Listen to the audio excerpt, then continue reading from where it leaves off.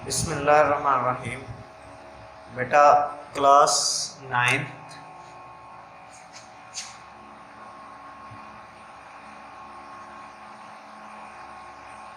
26 अगस्त 2020 को हमने जो टॉपिक डिस्कस करना है उसका नेम है covalent bond.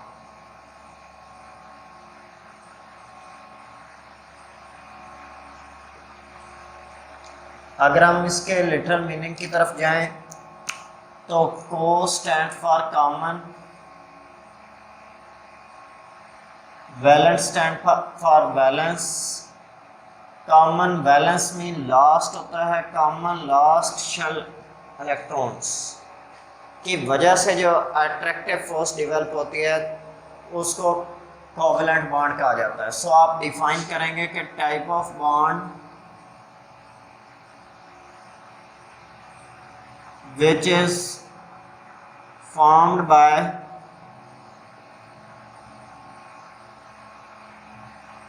mutual mean bahmi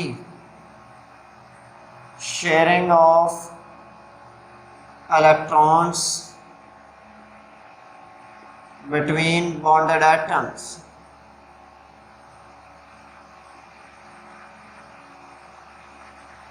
जो एक मॉलिक्यूल में मौजूद एटम्स हैं, अगर उनके दरमियान इलेक्ट्रॉन्स के बाहमी इश्तराक से वो अट्रैक्टिव फोर्स जो उनको आपस में जोड़ के रखे हुए यानी कि बॉन्ड बनता है, तो आप ऐसे बॉन्ड को कोवेलेंट बॉन्ड कहते हैं। इस दौरान बेटा कंसिडरेबली तौर पे एनर्जी चेंजेस आती हैं। एक एटम के न्यूक्लियस और दूसरे एटम के न्यूक्लियस के दरमियान, या एक एटम के इलेक्ट्रॉन और दूसरे एटम के इलेक्ट्रॉन के दरमियान रिपल्सिव फोर्सेस होती हैं।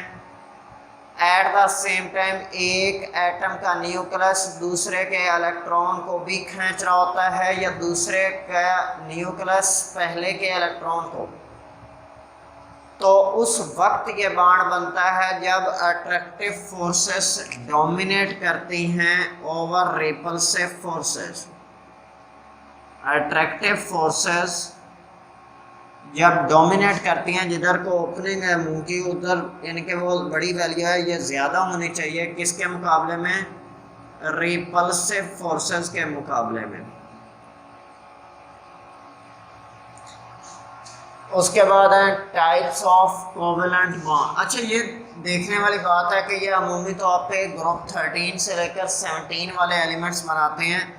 मिसाल के तौर पे CH4 की मिसाल आप देख लें, दोनों नॉन मेटल्स हैं। सो नॉन मेटल्स के दरमियान कोवेलेंट बॉन्ड पाया जाता है। नेक्स्ट है हमारे पास types of covalent bond.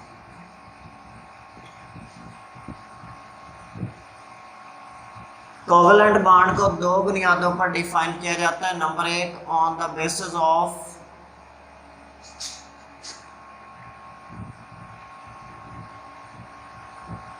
Number of sharing electrons,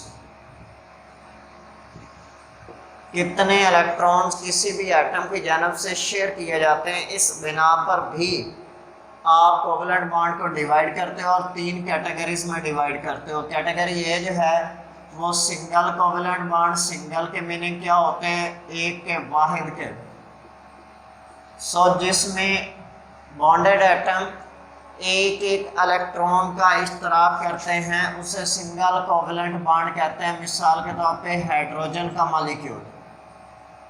और उसके बाद B case double covalent bond के जिसमें बॉन्डेड एटम दो दो इलेक्ट्रॉन का इश्तराक करते हैं बॉन्ड। मिसाल के तौर पे ऑक्सीजन का मॉलिक्यूल। और सी कैटेगरी जो है ट्रिपल कोवेलेंट बॉन्ड।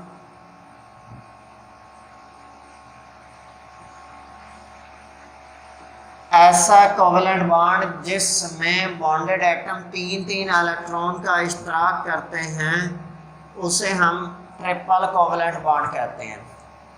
इसको यूं भी जाहिर किया जा सकता है कि नाइट्रोजन जो एक है उसके डॉट से इलेक्ट्रॉन जाहिर कर दो, दूसरे के जो है क्रॉस से जाहिर कर दो, तो ये डॉट एंड क्रॉस स्ट्रक्चर कहलाता है। और ये एक अजीम केमिस्ट गुजरे हैं जीएन लेविस, उन्होंने ये स्ट्रक्चर प्रपोज किया था, इसलिए इसको लेविस स्ट्रक्चर भी कहा जाता है and dot and cross structure या इलेक्ट्रॉनिक स्ट्रक्चर भी कहा जाता है। उसके बाद सेकंड टाइप है ऑन द बेसिस ऑफ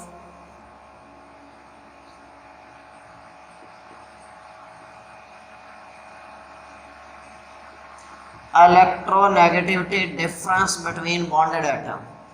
इस बिना पर दो कैटेगरीज बनाई गई हैं, एक कैटेगरी पोलर कोवेलेंट बॉन्ड की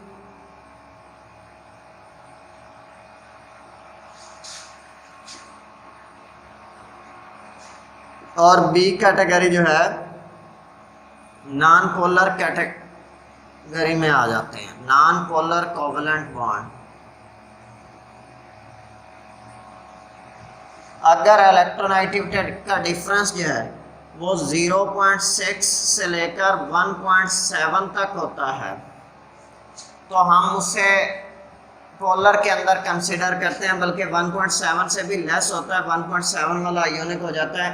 सो 0.6 या 1.6 तक इस रेंज में आ रहा हो तो हम उसे पोलर कोवेलेंट बॉन्ड कंसिडर करेंगे। मिसाल के तौर पे HCl का मॉलिक्यूल आप बेटा देखें, क्लोरीन की इलेक्ट्रोनेगेटिविटी होती है 3.2, हाइड्रोजन की होती है 2.2 आपकी बुक के मुताबिक, तो डिफरेंस एक का आ गया।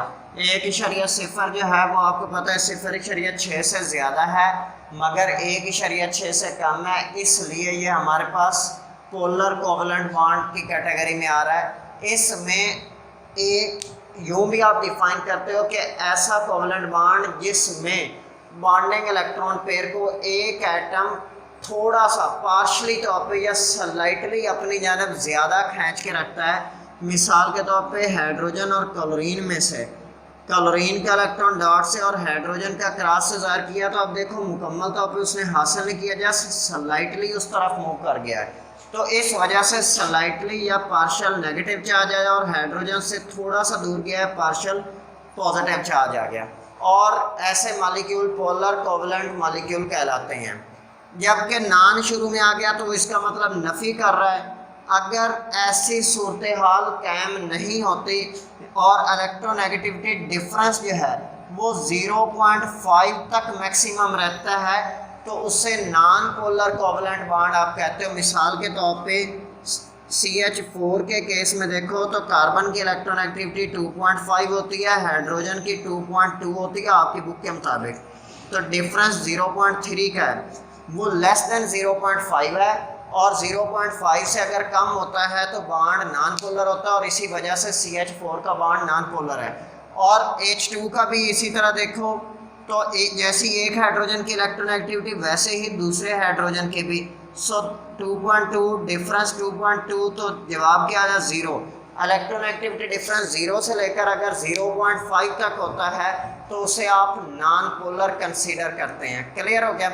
उसके बाद आपने एक बेटा अहम बात याद रखनी है कि कभी भी इलेक्ट्रोनेगेटिविटी डिफरेंस बॉन्डेड एटम में 0 से कम नहीं हो सकता। 0 से कम क्या होता है, नेगेटिव में नहीं जा सकता, क्योंकि नेगेटिव में तब जाएगा अगर किसी एक एटम की भी इलेक्ट्रोनेगेटिविटी नेगेटिव में हो, जबकि कोई भी एटम ऐसा नहीं है जिसकी इलेक्ट्रोनेगेटिविटी की वैल्यू जो है वो नेगेटिव में हो, इसलिए कभी भी नेगेटिव में डिफरेंस नहीं जा सकता। क्लियर हो गया बेटा।